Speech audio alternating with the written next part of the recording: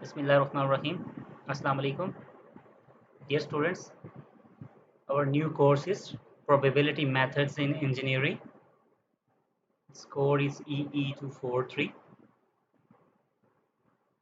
and we are following the book Introduction to Probability, that's second edition.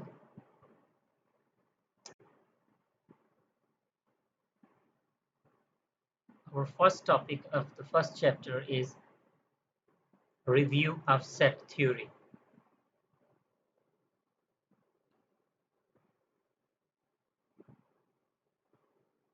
Set theory को review करना क्यों ज़रूरी है, इसमें हम ये बताएंगे आपको। प्रोबेबिलिटी को समझने के लिए सेट्स को समझना बहुत ज़्यादा ज़रूरी है। आपने ये स्कूल लेवल पे भी पढ़ा होगा, कॉलेज में भी पढ़ा होगा। सेट्स अक्सर पहले चैप्टर में सेट्स के बारे में बताया जाता था, तो अब थोड़ा सा शायद भूल भी चुका हो, तो हमारी कोशिश होगी कि हम अपना जो जितनी भी सेट की हमारी थ्योरी है, मोस्टली आप स्टूडेंट्स जो है उससे वाकिफ़ होंगे, लेकिन हम यहाँ पे थोड़ा सा उसको रिव्यू करेंगे अपनी स्कूल या कॉलेज वाली उस थ्योरी को। सॉरी।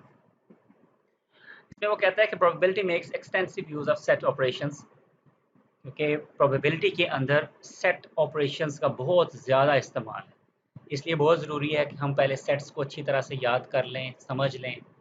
और सेट के बारे में ये है कि सेट किस चीज़ को कहते हैं। A set is a collection of objects which are the elements of the set. ये ग्रुप ऑफ कोई ऑब्जेक्ट्स हैं।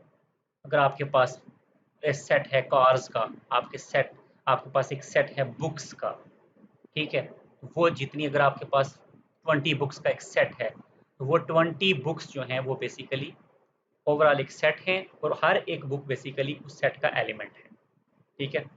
अब ये जितने भी ऑब्जेक्ट्स होंगे किसी एक सेट में, वो वेल डिफाइन होने चाहिए, ताकि वो आप एक दूसरे से उनको अलग कर सकें, ठीक है। वो कहता है कि if S is a set, excuse me, if S is a set and X is an element of S, तो X जो है वो S सेट का कोई एलिमेंट है। We write X belongs to S।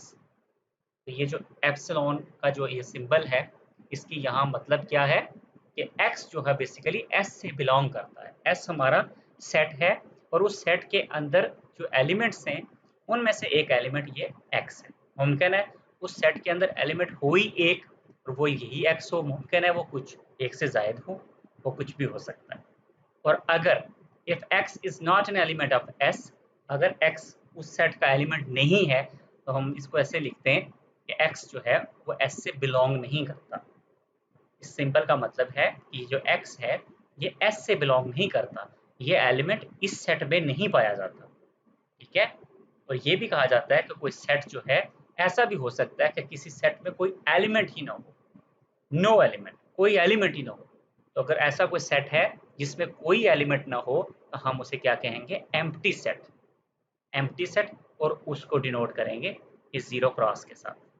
हम इसको सिर्फ जीरो से जाहिर नहीं करते, क्योंकि अगर किसी सेट के अंदर जीरो हो तो आप ये नहीं कहेंगे कि वो सेट एम्प्टी है, असल में उसमें जीरो मौजूद है। अगर उसमें कुछ भी ना हो तो फिर आप उसको एम्प्टी सेट कहें, ठीक है।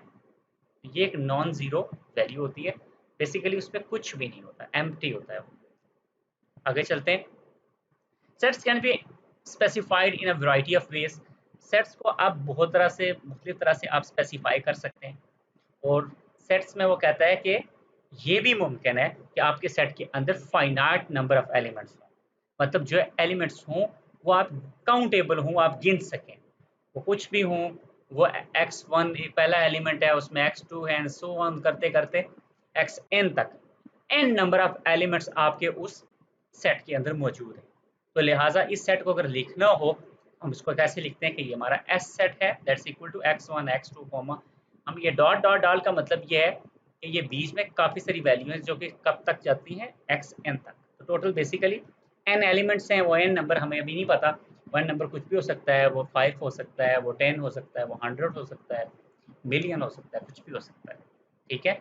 लेकिन वो कोई फाइनाइट नंबर होगा। एग्जाम्पल है इस set of possible outcomes of a die roll. Die roll किसको कहते हैं, जैसे आप सारे लूडो खेलते हैं। लूडो में जो आपके पास वो दाना होता है उसको क्या बोलते हैं? डाई। डाई रोल, आप उसको डाई को फेंकते हैं, तो क्या होता है जब भी आप डाई को फेंकते हैं तो क्या पॉसिबिलिटी होती है? हमेशा यही पॉसिबिलिटी होती है, या 1 आएगा या 2 या 3 या 4 या 5 या 6, इसके अलावा कोई पॉसिबिलिटी नहीं होती। तो लिहाजा उसका अगर पॉसिबल आउटकम्स का सेट बनाए तो उसकी पॉसिबल आउटकम जो है वो सिर्फ 6 ये पॉसिबल है। लिहाजा ये एक फाइनाइट सेट है। इस सेट के अंदर 6 वैल्यूज हैं, इसके अलावा पॉसिबिलिटी ही नहीं है। इसी तरह से अगर आपके पास एक कॉइन है और आप उस कॉइन को टॉस करते हैं, तो आप कॉइन के टॉस करने पे जो पॉसिबल आउटकम्स आ सकती हैं उस पे अगर आप एक सेट बनाएं, तो बात यह है कि दो ही चीज़ें आ सकती हैं, या एच मतलब हेड, या टी मतलब टेल। या हेड आएगा या टेल आएगी, तो इसका मतलब है कि दो ही पॉसिबिलिटीज़ हैं। तो जितनी आउटकम्स की पॉसिबिलिटीज़ होंगे उतने पे सेट बन जाएगा। तो क्योंकि दो ही पॉसिबिलिटीज़ हैं लिहाजा दो का ही सेट बनेगा। तो देखें ये भी एक फाइनाइट सेट है, ठीक है। इसी तरह से अगर कोई सेट ऐसा हो जिसमें नंबर ऑफ एलिमेंट्स इनफाइनाइट हो जाएं, तो उस सूरत में क्या होगा? उस सूरत में हम उसको कहेंगे कि हमारा एक इनफाइनाइट सेट है, ठीक है।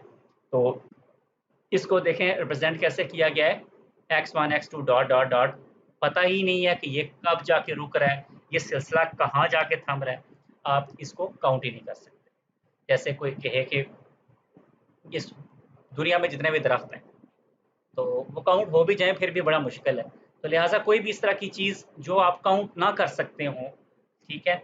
इवन ये दो इंटरवल्स के दरमियान की वैल्यूज़ भी हो सकती हैं, तो जिनको आप काउंट ना कर सकते हैं कि कितनी पॉसिबल वैल्यूज़ हो सकती हैं। तो इस तरह के सेट को हम क्या कहते हैं? Infinite. And we say that S is countably infinite. Basically हम जब किसी सेट को इनफाइनाइट बोलते हैं, इसका मतलब है कि हम उसको काउंट नहीं कर सकते, ठीक है। इसकी मिसाल क्या है? इसकी मिसाल है the set of even integers can be written as. तो इंटीजर्स क्या होते हैं?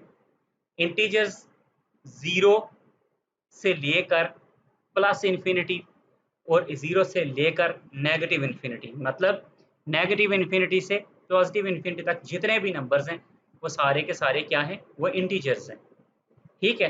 तो अब अगर हम ये कहें कि सिर्फ इवन इंटीजर्स, तो इसका मतलब है सारे ऑड माइनस कर देंगे, जीरो होगा, +2 होगा, -2 होगा, फिर +4 होगा, -4 होगा एंड सो ऑन। ये बात रुकने वाली ही नहीं है, ठीक है।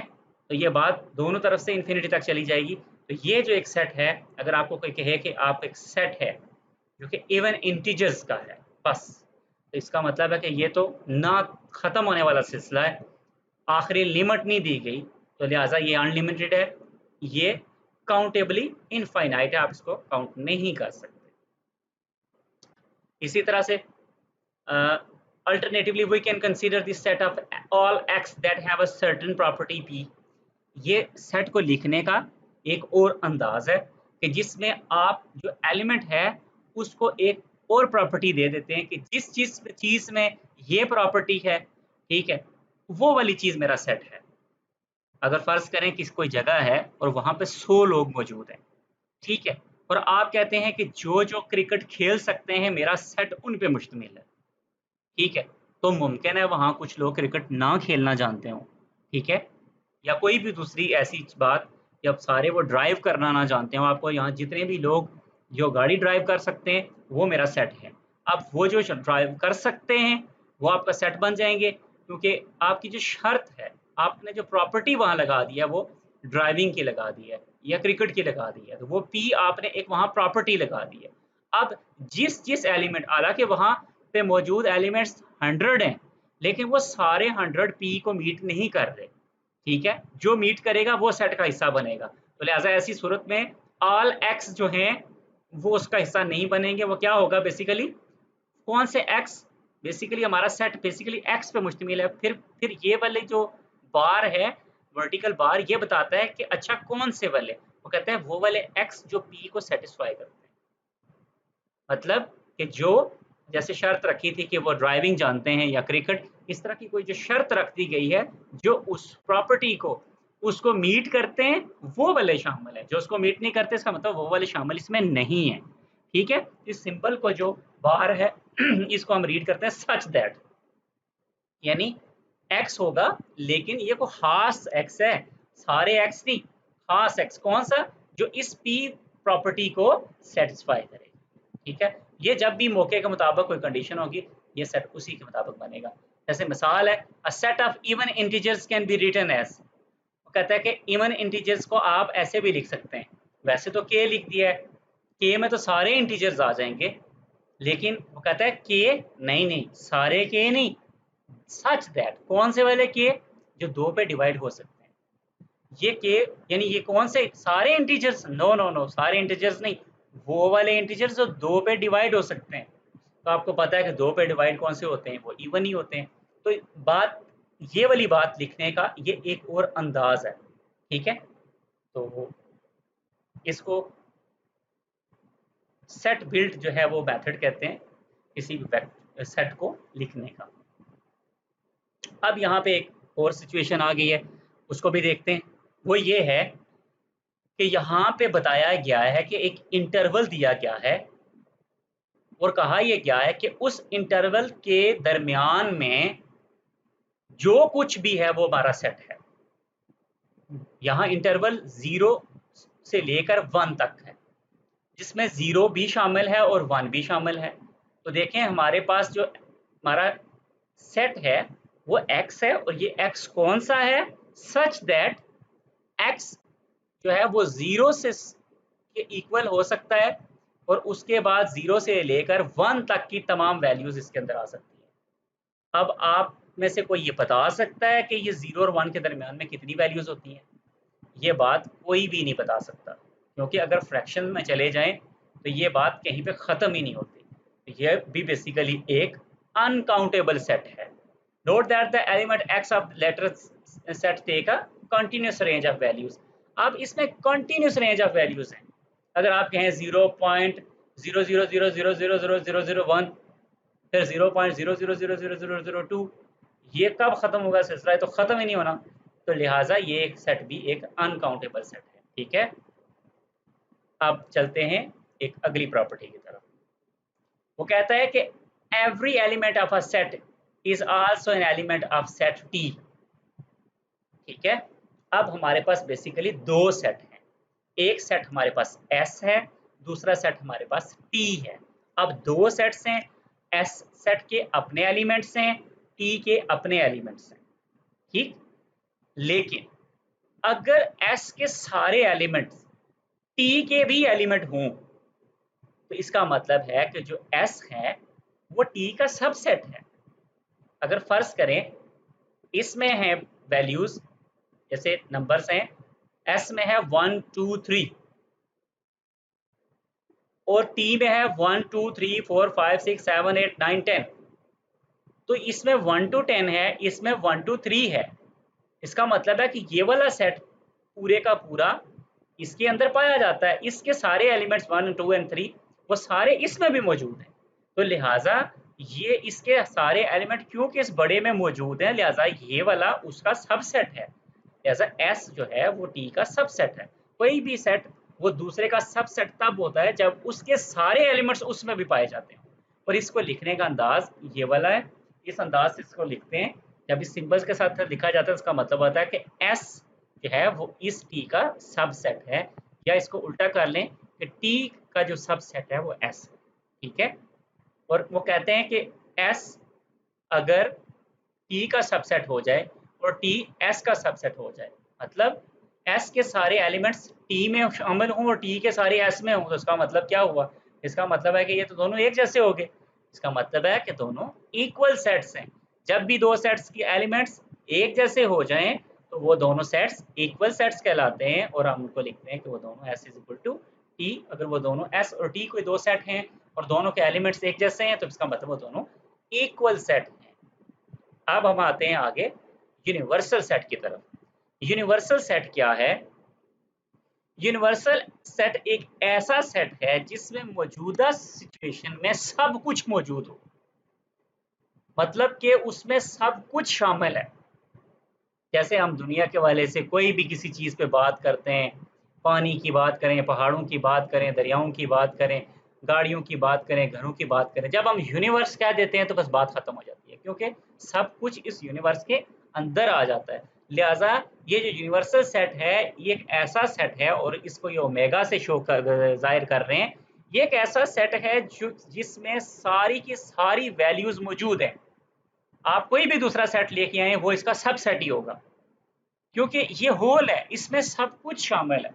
ठीक है, तो ये याद रखिएगा, ऐसा सेट जिसमें सारे जो है वो all objects which contains all objects that could conceivably be of interest in a particular context। इसका मतलब है कि कोई set universal set basically discussion में क्या आ रहा है, जो चीज डिस्कशन में होगी यूनिवर्सल सेट उसके हिसाब से होगा। ठीक है, अगर आज तक इस दुनिया में जितनी भी गाड़ियां बनी हैं उन सारी गाड़ियों को एक सेट में आप ले आए, पूरी दुनिया में पहले दिन से आज तक जितनी भी गाड़ियां बनी हैं, अगर आप उन सारी गाड़ियों के एक सेट में ले आए तो वो यूनिवर्सल सेट होगा। लेकिन उस यूनिवर्सल सेट में कोई भी दुनिया की गाड़ी अगर आप लेके आते हैं तो वो सेट का एलिमेंट होगी।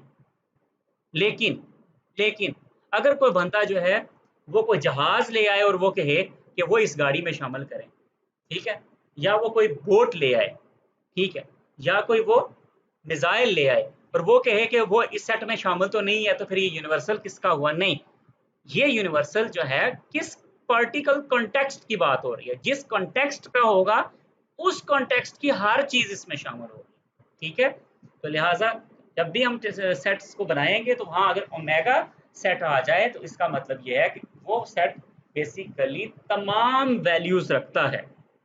ठीक है, इसी तरह वो कहता है कि having specified the context in terms of universal sets omega we only consider sets S that are subsets of omega. Basically उस वक्त ओमेगा के अलावा जितने भी सेट्स जो है वो जेर बहस होते हैं, जैसे एस सेट्स हो या कोई भी हो, तो वो सारे उसके सबसेट ही होंगे, क्योंकि हमने कहा है कि वो ओमेगा जो है वो सब उसमें सब शामिल हैं, तो लिहाजा बाकी सारे के सारे उसके एक तरह के बच्चे होंगे, बाकी सारे उसके सबसेट्स हो जाएंगे। ठीक है, अब आगे चलते हैं। Set operations. सेट ऑपरेशन से मुराद ये है कि अगर एक सेट आपके पास है और फिर दूसरा सेट है या दो से जायद सेट्स हैं, वो आपस में भी उनके कुछ रिलेशनशिप्स बन सकते हैं, यानी सेट्स के आपस में क्या ऑपरेशंस होते हैं, तो ये चीज़ हम देखते हैं। तो अगर हमारे पास वो कहता है कि एक सेट है एस, ठीक है, और हमारे पास इसके अलावा एक यूनिवर्सल यूनिवर्सल टेस्ट सेट भी है, वो क्या है? ओमेगा। ठीक है, तो अब देखना ये है कि यहाँ पे ये क्या कहने जा रहा है। वो कहता है the complement of a set S. अब ये कंप्लीमेंट क्या होता है? याद रखें, किसी भी सेट का जो कंप्लीमेंट होता है वो वैल्यूज होती हैं जो वैल्यूज उस सेट के अलावा होती हैं। ठीक, अगर टोटल 100% जो है वो ओमेगा है, क्योंकि ओमेगा तो यूनिवर्स है, वो तो 100% है। अगर 100% कोई सेट है, वो ओमेगा सेट है हमारे पास, और हमारे पास एक सेट एस है जो कि 30% है, वो 30% है, फर्स्ट 30%। तो अब फर्स्ट 30% का कंप्लीमेंट क्या होगा? उस 30% के अलावा, उस 30% के अलावा क्या है? 70%, जो कि ऊपर वाला है। इसका मतलब ये है कि जो complement of a set S है वो बेसिकली क्या है? वो 70% है, जो इस 30% वाले एस के अलावा है। ठीक है, तो लिहाजा अगर किसी भी सेट का कोई एलिमेंट कंप्लीमेंट कहा जाए तो उसका मतलब है कि इस सेट की वो वैल्यूज को छोड़ के जो वैल्यूज है वो बेसिकली वैल्यूज इससे मुराद है। अगर आपके पास एक सेट है, उसकी वैल्यूज हैं 1 2 3 4 5, और आपके पास एक दूसरा सेट है, उसकी वैल्यूज है 1 2 3, तो आप जिसकी वैल्यू 1 2 3 है उसका कंप्लीमेंट क्या होगा? 4 एंड 5, क्योंकि 4 एंड 5 ऐसी वैल्यूज हैं जो उसके पास नहीं है लेकिन दूसरे के पास हैं, तो लिहाजा उसका कंप्लीमेंट 4 जो है वो 4 5 हो जाएगा। तो लिहाजा यहाँ पे जो है the complement of a set S with respect to the universe omega is the set, वो x वैल्यू होगी जो बिलोंग करेगी ओमेगा से, लेकिन वो बिलोंग नहीं करेगी s से। ये वही बात है, वो s जो है ये x वही 70% है, और वो 70% बेसिकली इस ओमेगा से तो ताल्लुक रखता है, लेकिन वो 70% इस एस से तलक नहीं रखता, क्योंकि वो इस एस के अलावा है। ये एस 30% है और वो इसके अलावा जो 70 था वो एक्स उसमें फॉल कर रहा है। तो लिहाजा कंप्लीमेंट जब भी आता है तो अक्सर फिर साथ में ये यूनिवर्स वाला सेट ओमेगा भी आता है, क्योंकि ओमेगा ये बताता है कि अगर किसी सेट में जो वैल्यूज़ हैं, अब उन वैल्यूज़ के अलावा जो वैल्यूज़ हैं वो कौन सी हैं। तो बेसिकली किसी भी सेट की जो वैल्यूज़ हैं, अगर वो ओमेगा से आप सब्ट्रैक्ट कर लें तो बाकी जो ओमेगा बचेगा वो उसी सेट का कंप्लीमेंट बन जाता है।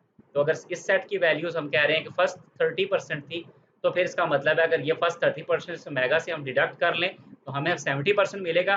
बेसिकली उस वो जो 70% है उसमें फॉल करेगा, एक्स जो है हमारा सेट वो उससे बिलोंग करेगा, वो एलिमेंट्स उससे बिलोंग करेंगे, उस एस से नहीं करेंगे, क्योंकि वो बेसिकली इसके कंप्लीमेंट का सेट है, इस एस का सेट नहीं है। तो किसी चीज का सेट होना या किसी चीज के कॉम्प्लीमेंट का सेट होना ये बिल्कुल उलट बात है, याद रखिएगा, ये बिल्कुल ही एक उलट बात है। ठीक है। अब कोई बंदा ये पूछे, और ये जो कॉम्प्लीमेंट होता है, अगर आपसे कोई कहे कि सेट एस है तो इसका मतलब है कि एस की जो वैल्यूज हैं वही सेट है। लेकिन अगर कोई ये कहे कि एस सी है, इसका मतलब है कि ये एस सी जो है ये एस नहीं है, ये एस का कॉम्प्लीमेंट है। इसका मतलब है जो एस की वैल्यूज है उसके अलावा वाली सारी वैल्यूज इसमें शामिल है। उलट कर दें आप, जो एस की वैल्यूज है उसका जो उलट है, उसके अलावा जितनी वैल्यूज बनती है ओमेगा के हिसाब से, बेसिकली इससे मुराद वो है। अगर कोई ये पूछे कि आपके पास सेट ओमेगा है तो ओमेगा का कॉम्प्लीमेंट क्या होगा, ओमेगा का कॉम्प्लीमेंट जो है वो क्या बन जाएगा, वो बेसिकली एम्प्टी सेट हो जाएगा, क्योंकि ओमेगा तो सारा 100% है। अगर 100% ही सारा उससे हटा दिया जाए तो ओमेगा से ओमेगा माइनस करेंगे तो क्या बचेगा, एम्प्टी बचेगा, फिर तो पीछे कुछ बचेगा ही नहीं, क्योंकि ये तो टोटल था, इससे बाहर कुछ भी नहीं है। किसी भी सेट का कंप्लीमेंट से मुराद ये है वो जो उस सेट का दायरा है उससे बाहर क्या है। तो ओमेगा है ही कुल है, तो उस कुल के बाहर कुछ भी नहीं है, लिहाजा ये क्या हो जाएगा, नल, मतलब एम्प्टी सेट।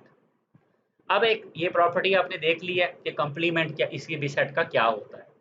अब अगली जो चीज हम देखने जा रहे हैं वो है कोई भी दो सेट हो तो उनकी यूनियन से क्या मुराद है। ये काफी आसान है। दो सेट की यूनियन से ये मुराद है कि दोनों के एलिमेंट्स मिला दिए जाएं। अगर पहले सेट की वैल्यू नंबर 1 2 3 4 5 है, दूसरे सेट के नंबर्स एलिमेंट्स जो हैं वो 1 2 3 4 5 6 7 8 9 10 हैं, तो लिहाजा मिलाएंगे तो ये 1 to 10 बन जाएंगे। या अगर पहले के 1 to 5 हैं और दूसरे के 6 to 10 हैं तो इनका यूनियन 1 to 10 हो जाएगा सिंपली। ठीक है।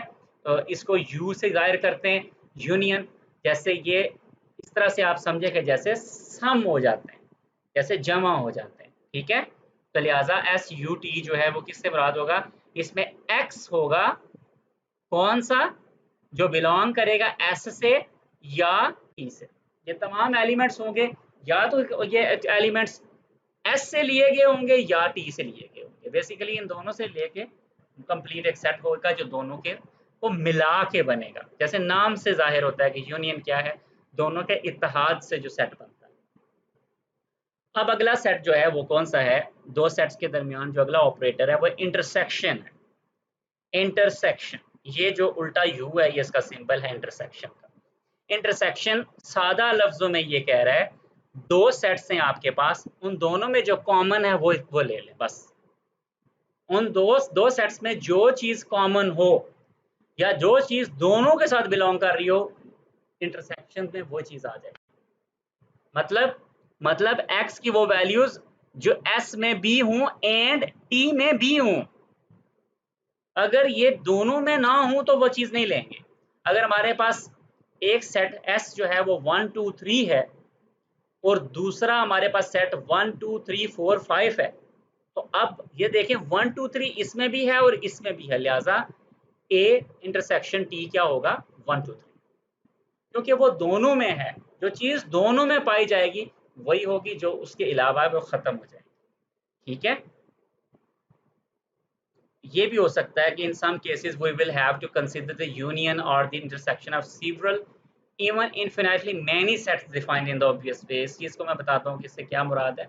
वो ये कहता है कि यहाँ पे हमारे पास दो सेट थे तो हमने दोनों के यूनियन भी ले लिए, या आप देखें हमने यूनियन ले लिया एस और टी का, और यहाँ पे हमने इसी एस और टी का जो है वो इंटरसेक्शन ले लिया, लेकिन क्या दो ही सेट्स की यूनियन हो सकती है और दो ही सेट्स की जो है वो इंटरसेक्शन हो सकती है? ना, वो कहता है कि इवन इनफिनाइटली मेनी सेट्स, बेशुमार सेट्स भी ले लें, उसके साथ भी ये मामला हो सकता है।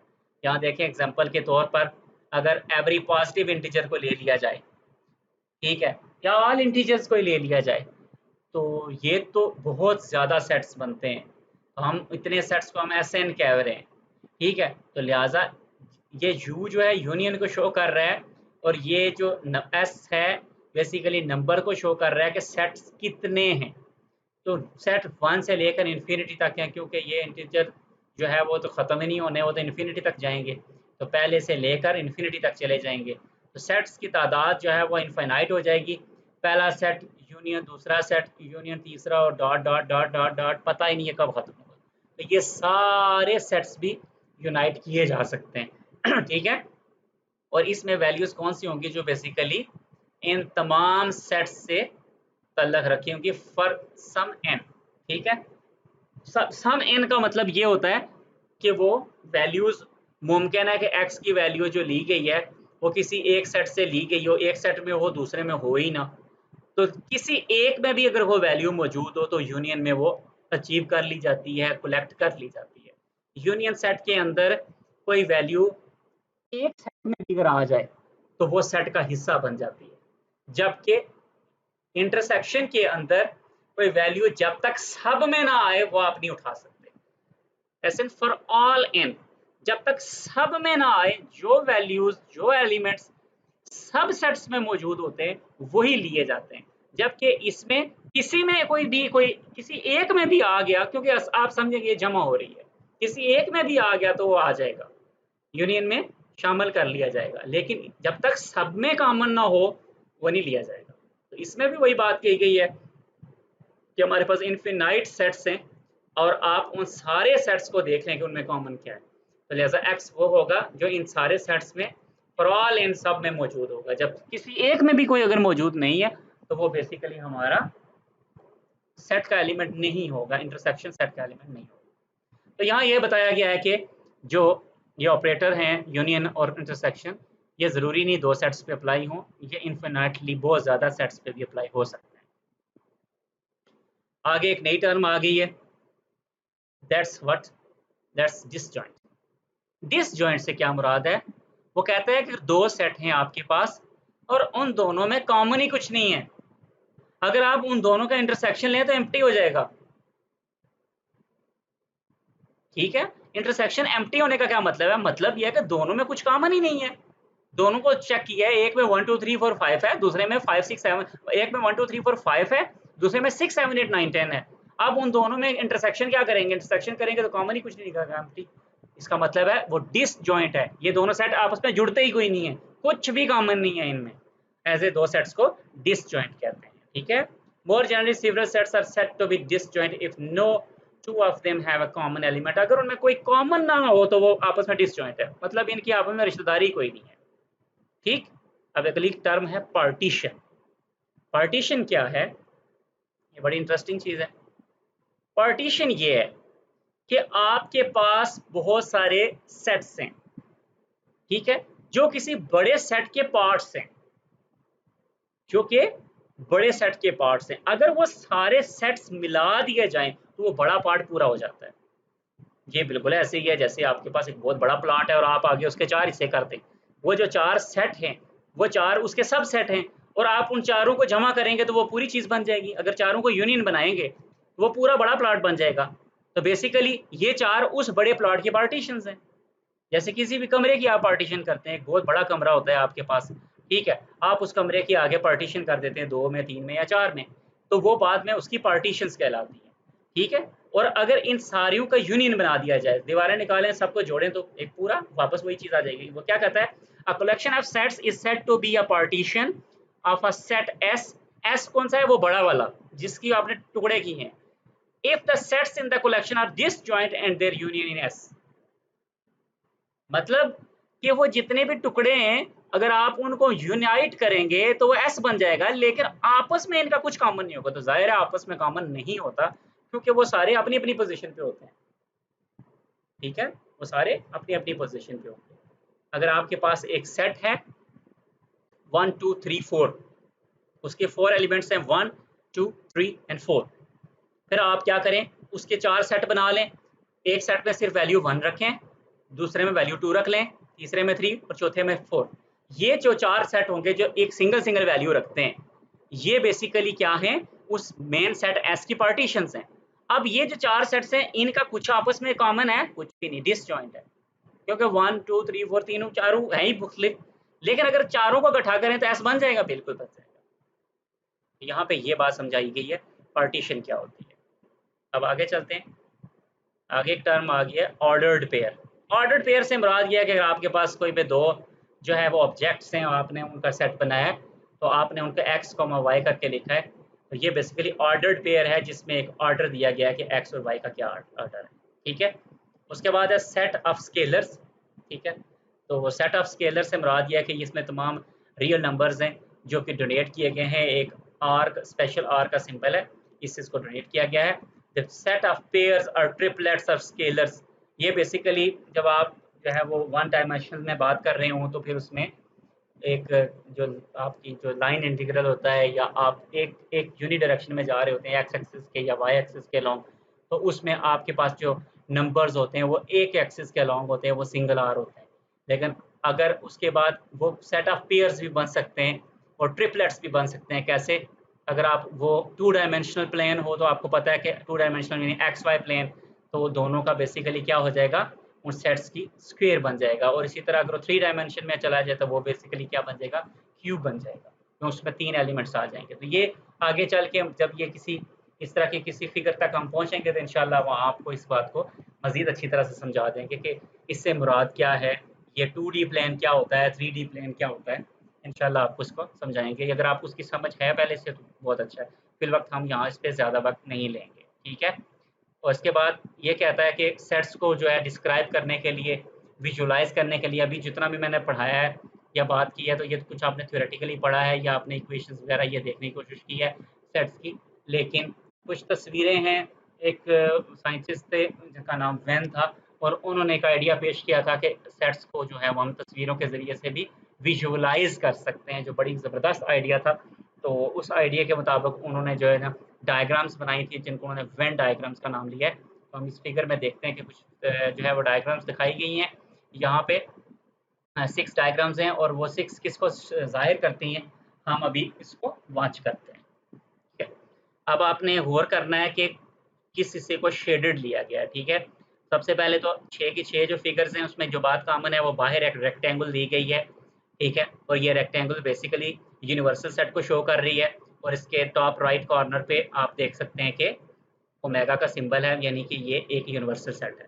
मतलब ये बॉक्स तो जो कुछ है सब कुछ यही है। ठीक है, अब बाकी उसके अंदर क्या है, मोस्टली जो है इसके अंदर 2 सेट हैं, एक एस सेट है और एक टी सेट है। तो ग्रे एरिया ये वाला ये बता रहा है कि बेसिकली इस ग्रे एरिया में ये एस और टी में जो चीज़ें कॉमन थी वो ये हैं। तो ये अगर कॉमन किस में होती हैं वो आपको पता है, इंटरसेक्शन में होती हैं। तो लिहाजा अगर आप देखें, ए क्या कहता था, shaded region is S intersection of T, यानी एस और टी दो सेट्स हैं, उन दोनों में जो कुछ कॉमन था ये उसको शो कर रहा है। अगला सेट देख लें, तो उसमें भी एस और टी दोनों को मिला के सब कुछ ही जो है वो ग्रे कर दिया गया। इसका मतलब है एस और टी का यूनियन होगा, ये बी जो है ये एस और टी का बेसिकली यूनियन है, एस और टी मिला के जो कुछ था वही। ठीक है, सी पे मैं आखिर में आऊँगा, थोड़ा कॉम्प्लेक्स है इसलिए मैं पहले डी पे जाता हूँ। तो डी क्या है जी, डी बेसिकली कहता है कि जो टी है वो सबसेट है एस का, क्योंकि पूरे का पूरा टी एस में शामिल है। ठीक है, तो देखें पूरे का पूरा टी एस के अंदर है, तो लिहाजा हम ये कहते हैं कि टी जो है वो सबसेट है किसका, एस का। तो the shaded region is the complement of S. तो अब एस का कंप्लीमेंट क्या होगा, मैंने आपको बोला था कि ओमेगा की मौजूदगी में किसी भी सेट का कंप्लीमेंट उसके अलावा सारी जगह होती है। तो लिहाजा एस के अलावा जो जगह है वो उसके बाहर की ये जगह है जो ओमेगा का बाकी हिस्सा है। ओमेगा के जितने हिस्से में एस मौजूद है वो जगह छोड़ के बाकी सारी जगह देखें शेडेड है ना, ग्रे शेड है, तो लिहाजा ये बेसिकली एस का कॉम्प्लीमेंट है, कॉम्प्लीमेंट ऑफ एस है। ठीक है, आप इसी तरह ई पे चले जाएं, ई पे 3 सेट दिखाए गए हैं एस टी एंड यू, तीनों का आपस में कुछ कॉमन नहीं है, ये तीनों डिसजॉइंट है। S T and U are disjoint, इनका आपस में जॉइंट ही कोई नहीं है, कुछ कॉमन ही नहीं है, इन तीनों के इंटरसेक्शन एम्प्टी है। अब एफ दिखाया गया है, एफ पे बेसिकली आप गौर करें, S T and you 3 set दिखाए गए हैं और वो तीनों मिल के ओमेगा बना रहे हैं। इसका मतलब है ये तीनों एस टी और यू तीनों ओमेगा की पार्टीशंस हैं। और अगर इन तीनों का आपस में कुछ कॉमन नहीं है, आपस में तीनों डिसजॉइंट हैं, लेकिन अगर तीनों को मिलाया जाए तो ये बन जाता है। तो ये सारी शराइत किसी पूरी हो रही हैं, पार्टीशन की। Set S T and you form a partition of the set omega. अब मैं आता हूँ वापस सी पे, तो सी शेडेड रीजन है, तो उसमें उसने कहा है कि एस इंटरसेक्शन टी का कॉम्प्लीमेंट। तो इसको इस तरह से पहले आप देखें कि टी के अलावा सब कुछ, जब आप टी पूरा देखते हैं तो टी के अलावा जितना कुछ है उसमें एस का ये हिस्सा भी शामिल है और ओमेगा का ये हिस्सा भी शामिल है। तो टी के अलावा जो कुछ भी है ये टी का कॉम्प्लीमेंट, टी के अलावा जो कुछ भी है वो बेसिकली दो चीजें हैं, एक ओमेगा है और एक एस है। ठीक है, तो टी के अलावा का अगर एस के साथ इंटरसेक्शन लिया जाए तो ये वाला हिस्सा कॉमन आ जाता है। टी के अलावा का जो ये बनता है, अगर एस के साथ इंटरसेक्शन लिया जाए कि टी के अलावा जो जगह है वो और जो एस में जगह है उसमें जो कॉमन है, तो क्योंकि टी के अलावा में ये वाला हिस्सा नहीं आता क्योंकि ये टी है, टी के अलावा नहीं है, तो लिहाजा इसके अलावा एस जितना भी हो जाएगा वो सारा शेडेड हो जाएगा।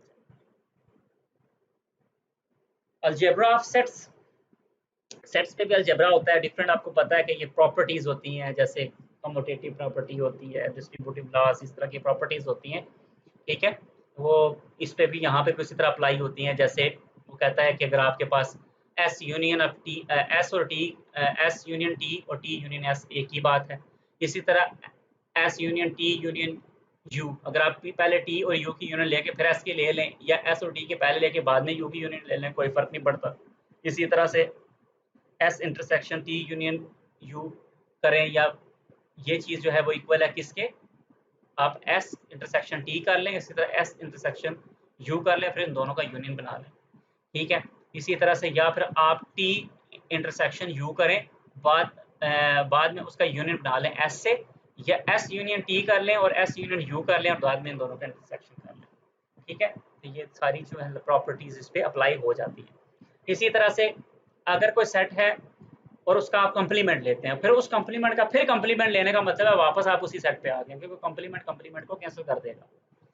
ठीक है, तो लिहाजा दिन का कॉम्प्लीमेंट क्या है, रात, और रात का फिर कॉम्प्लीमेंट क्या है, फिर दिन, तो फिर दिन ही आ गया। ठीक है, दो दफा कॉम्प्लीमेंट लेंगे वापस उसी जगह आ जाएंगे। इसी तरह अगर किसी सेट का कॉम्प्लीमेंट लिया आपने और फिर उसके कॉम्प्लीमेंट का इंटरसेक्शन उस सेट के साथ किया, तो कॉमन कुछ भी नहीं बचेगा। दिन था और दिन को आपने दिन के कॉम्प्लीमेंट रात के साथ इंटरसेक्ट किया, दिन और रात में कुछ कॉमन नहीं होता, तो लिहाजा एम्प्टी है। इसी तरह अगर आपने एक आपके पास यूनिवर्सल सेट है जिसमें सब कुछ है और आपके पास एक दो हैं, आपकी उसके साथ क्या यूनियन, वो उसी के बराबर ही रहेगा।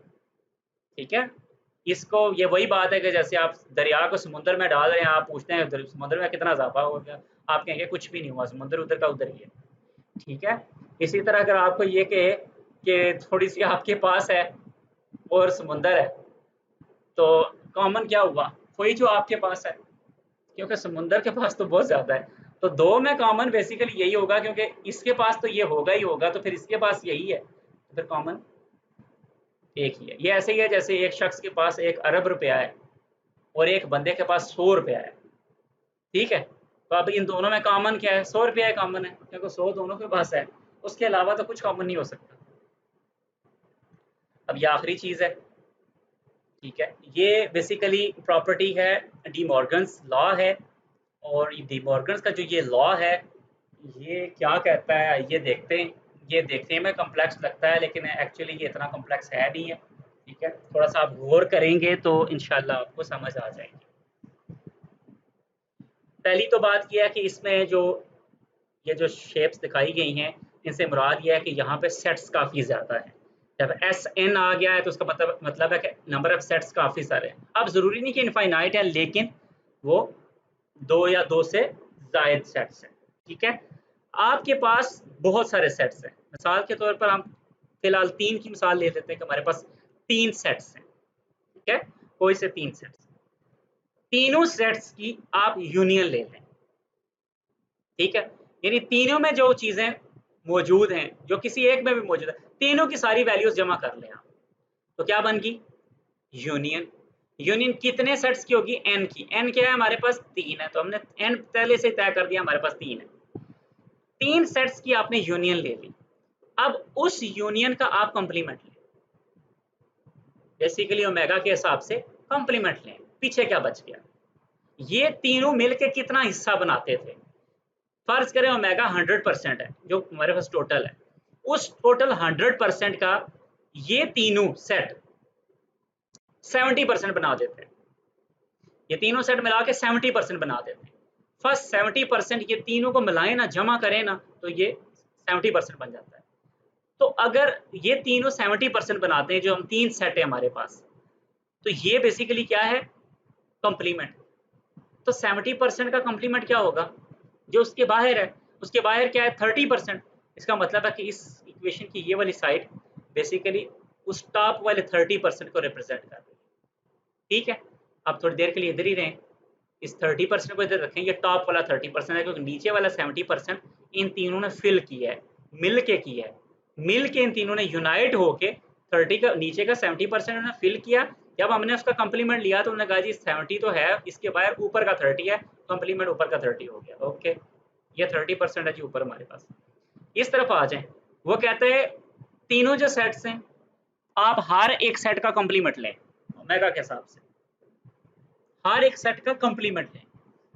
अगर पहला सेट नीचे का 30% है, मतलब ऊपर का 70%, उसका कंप्लीमेंट बन जाएगा। दूसरे सेट अगर क्या है, वो भी ऐसे ही है, ठीक है, वो बीच में कोई और वैल्यूज होगी। अगर नीचे का 30% है, वो मुमकिन है ऊपर नीचे के 30 के बाद वाला 20% हो, यानी 50% तक ले जाए, क्योंकि इन तीनों ने मिलके 70 बनाया था। तो फर्ज करें पहले वाला नीचे से 30 तक जाए, दूसरा 30 से 50 जाए, और तीसरा 50 से 70 तक जाए। तो लिहाजा अगर पहले वाला 30 तक जाएगा तो उसका कंप्लीमेंट ऊपर वाला 70% होगा।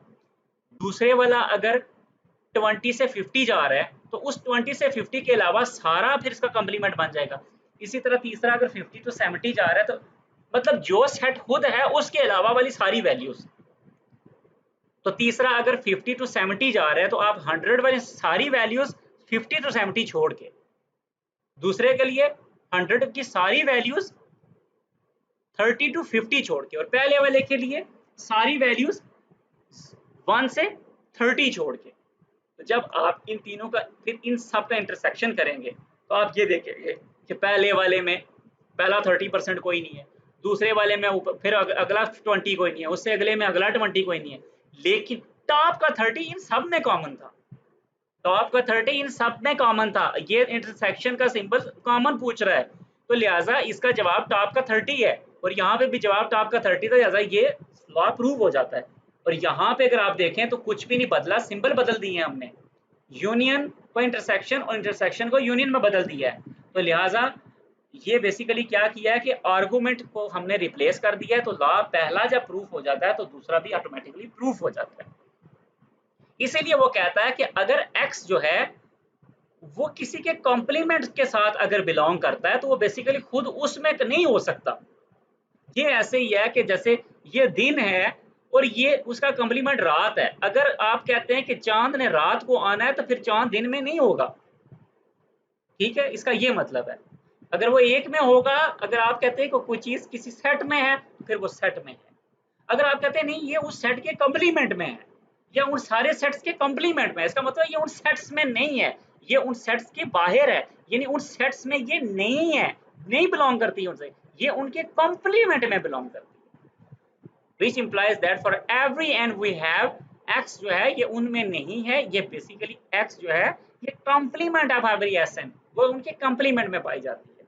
या फिर उन सारों के जो कंप्लीमेंट है उसका इंटरसेक्शन ले लें, उसके कॉमन में पाई जाती है। तो यही बेसिकली ये लॉ कह रहे हैं। आप इसको दोबारा लिखिए और एग्जांपल्स भी देखिए तो इंशाल्लाह आपको इसकी बेहतर समझ आएगी। यही बात दोबारा से की गई है कि अगर आप कन्वर्स जो है इंक्लूजन किया गया, क्या रिवर्स किया गया अबव आर्गुमेंट का और सेकंड लॉ भी तो सिमिलर है, वो भी प्रूफ हो